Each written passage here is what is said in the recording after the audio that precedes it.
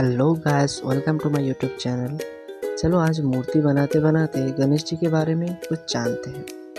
सामने ही गणेश चतुर्थी आ रही है और गणेश चतुर्थी में हम गणेश जी का जन्मोत्सव मनाते हैं। गणेश जी के जन्म के बारे में तो सबको ही पता है कि माता पार्वती के शरीर के मैल से उन्होंने एक शरीर बनाया जिसमें बाद में प्राण प्रतिष्ठा हुआ, फिर महादेव से उनका युद्ध हुआ, फिर महादेव के त्रिशूल से उनका सिर कट गया और बाद में गज का सिर उनके मस्तक पर लगाया गया।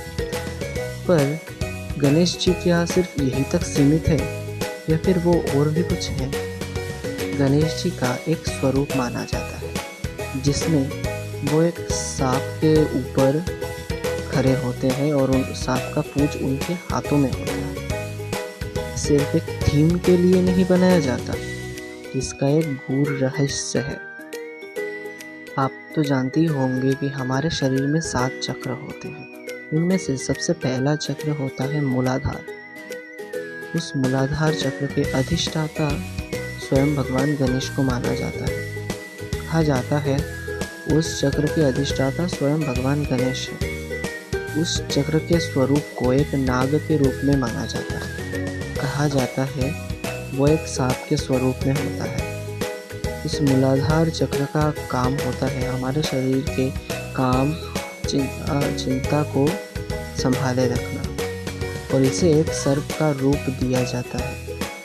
गणेश जी के सर्प के ऊपर खड़े होने का मतलब यही है कि वो काम को अपने वश में रखते हैं। सर्प का पूंछ उनके हाथ में होने का यही मतलब है कि वो काम को मूलाधार चक्र को अपने वश में रखते हैं और जो काम को अपने वश में रख पाएगा वही अपने मूलाधार चक्र को जागृत कर पाएगा।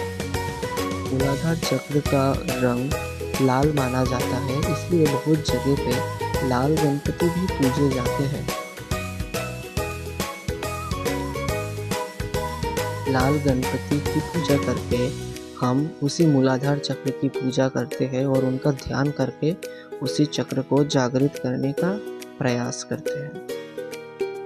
भगवान गणेश को पंच परमेश्वर में से एक माना जाता है। पंच परमेश्वर में माता आदिशक्ति, महाविष्णु, सदाशिव, सूर्य नारायण और भगवान महागणपति का नाम आता है।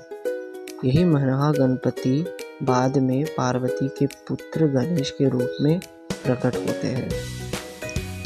कहा जाता है वही सारे ज्ञान के प्रतीक है, स्वरूप है। गणेश जी के 8 अवतारों के बारे में तो आपको पता ही होगा, जिनमें वक्रतुंड अवतार, विघ्नराज अवतार, मयूरेश्वर अवतार, उसके बाद गजानन अवतार, लंबोदर अवतार, महोदर अवतार, एकदंत अवतार आता है और उनका अंतिम अवतार धूम्रवर्ण अवतार जो कि कलयुग में होगा। एक बार अहंतासुर नाम का एक राक्षस अपने उत्पात से दुनिया में त्राही मचा रहा।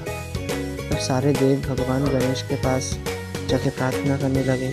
तब भगवान गणेश ने धूम्रवर्ण अवतार धारण करके उसको युद्ध में हरा दिया और उसको ये बोला कि वो ऐसी जगह चले जाए जहाँ पे अहंकार वास करता हो, पर वो अपना स्वरूप सीमित ही रखे। जब वो असीमित हो जाएगा तो भगवान गणेश स्वयं आकर धूम्रवर्ण रूप में उसका वध करेंगे।